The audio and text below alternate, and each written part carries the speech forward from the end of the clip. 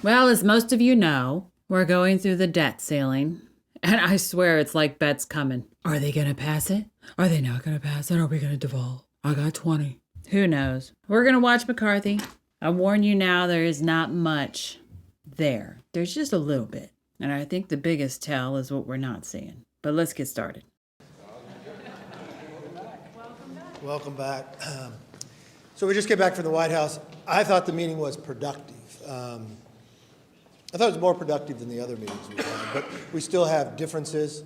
I thought the meeting was productive. We're in portrayal. We're also not giving very good eye contact. Left the meeting with directing the members and the staff to get back together, work through the night, knowing where some of our differences lie, see if there's other ideas of where we could work through.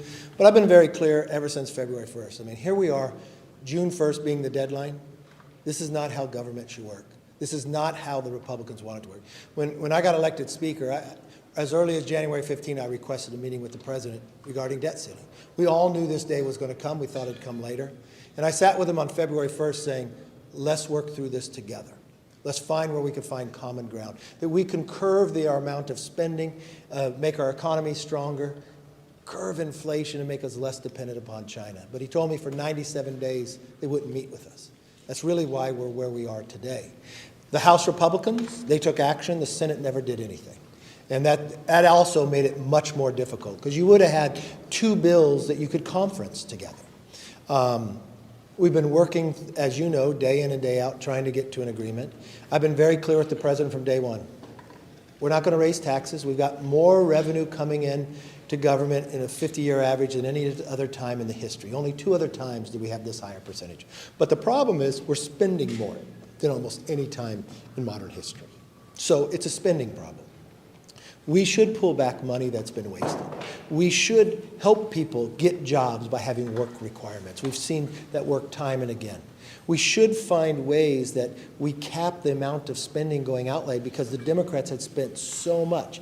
Even Joe Manchin had thought of that idea of a 1% cap going forward. I think these are a lot of productive ideas that we have out there, and I think we can, at the end of the day, come to a common ground agreement. And so let me bring up Chairman McHenry, who's been in these meetings all the way through, and he's going to have more meetings. And I can't say enough about the staff from the White House down to the OMB director and also Rashedi. They're principled, they're smart, they're intelligent, and they're very professional in all these negotiations. Patrick? Look, I would describe, as the Speaker said, the meeting was reasonably productive. To have both the President and the Speaker in the same room with both negotiating teams was a great level-setting exercise with the President back in the country.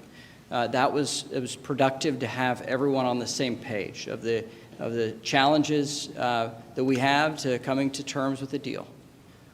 So here again, we see more portrayal about how great this was going. Remember what we talked about with the ups and downs of the syllables and the beat that goes with it not matching. So a lot of portrayal. I sense from the White House is a lack of urgency. I'm chair of the Financial Services Committee. I'm worried about the impacts on the markets.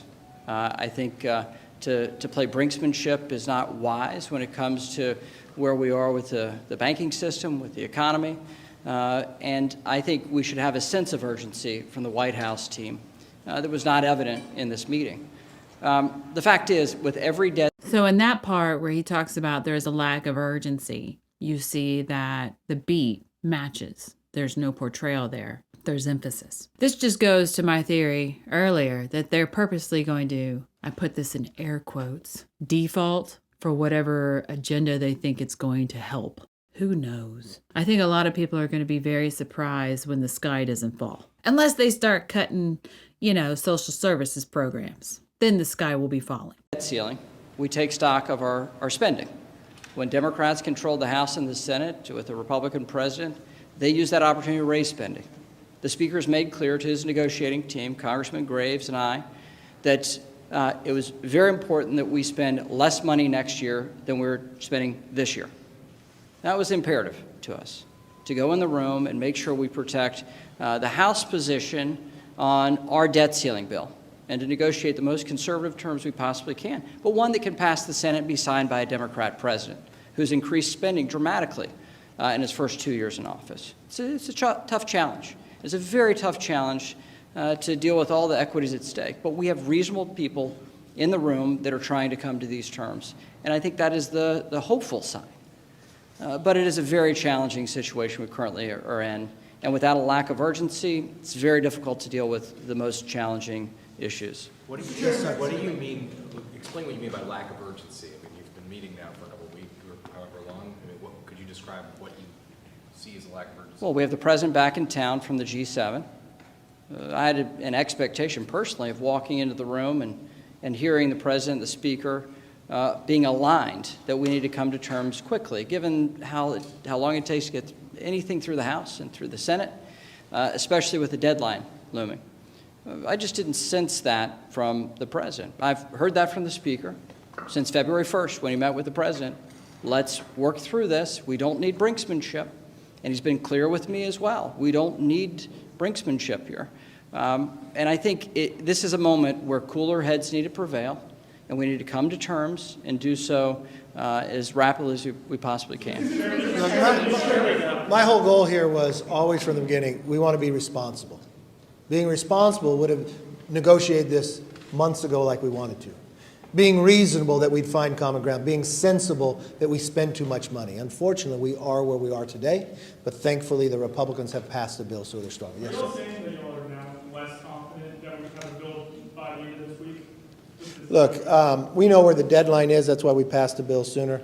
I believe we're going to let the I sit there and was watching between the two of them who would react first as far as, do you think you're going to get, a bill passed this week? Forgive me, I don't know his name, but the bow tie guy.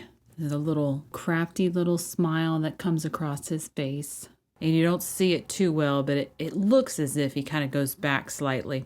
It's like, I don't think he believes that's what's going to happen. There will be no bill by the end of this week. That's a belief. That may not be reality, but that's his belief. teams work tonight, see if we could get progress, but we didn't.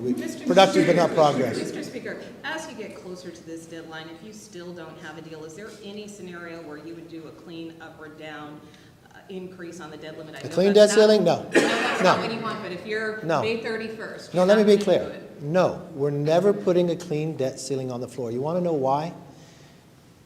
So that was interesting. So she's looking for an answer about just a clean debt ceiling raise. And Bowtie Guy, he's listening. You hear him, he goes kind of stiff. He goes real solid. And then as McCarthy goes into, no, Bowtie Guy, it's not really shuffling the feet. He's just digging in and squaring himself up to match the no coming out of McCarthy's mouth. Not only is the mind and their mouth agreeing that it's not going to happen, the body is anchoring down for it not to happen as well. It's like having a child, giving them a credit card, and every single time they hit the limit, you just raised it. To now you owe more money on the credit card than you make in an entire year. Because that's what we have as Americans, that we owe more than our entire economy is. So when are you going to change the direction? We've passed the bill. We have the ability to do this. You don't have to worry because we have a bill over on the Senate side that they can pass that raises the debt ceiling. We can get this job done now. I don't think it's productive for anybody to keep kicking the can down the road. And let me just tell you, for every new American that's so excited, that was blessed today by having a new child, by kicking that can down the road, that child got a $94,000 bill today, and they've only been alive one day. That is wrong, and that has got to stop. Speaker McCarthy, is an increase to defense, veterans, and Department of Homeland Security, border security still a demand for you? Look, all I've said from the very beginning, we need to spend less than we spent this year. Is that hard to do? So how do you No. know when you spend more on other things? If that's Just still- like every other household. Let me explain it to you, okay? We need to spend less, but what have we spent when the Democrats have been in power? They've increased spending, especially on discretionary, by more than 20%. We are spending more than at any other time. Then if you want to look at from a point of GDP, we are now more than 24% of GDP spending, when on a 50-year average we're at 21%. So how do you do it? We're going to do it like every single household does it. They're going to make a decision on what's the most important, but they're not going to be able to spend so much more. So we're going to make a decision just as Republicans and Democrats together. We're going to find a baseline that we agree to that will be less than what we spent this year, and appropriators are going to sit together and prioritize what's right. Do you think it's right that we would spend and leave money, billions of dollars out there for COVID, that we appropriated for 2 years and they never spent and the pandemic's over? What about bringing that money back? What about helping people get back into the workforce so they pay into Social Security and Medicare?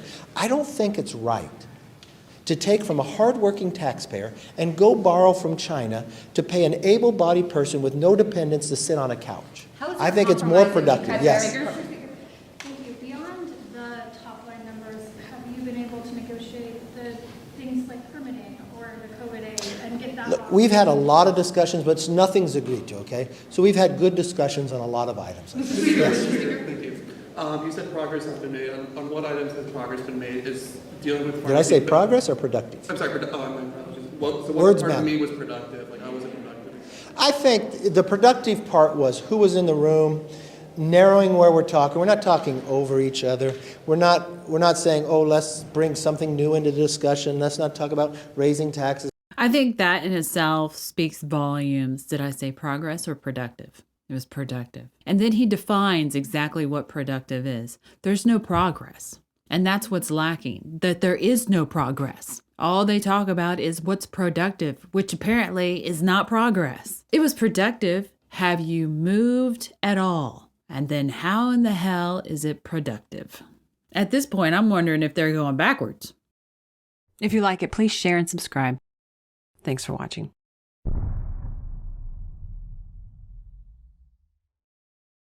If you'd like to learn more about analysing body language, there is a video course available on Mandy's website for Gold subscribers.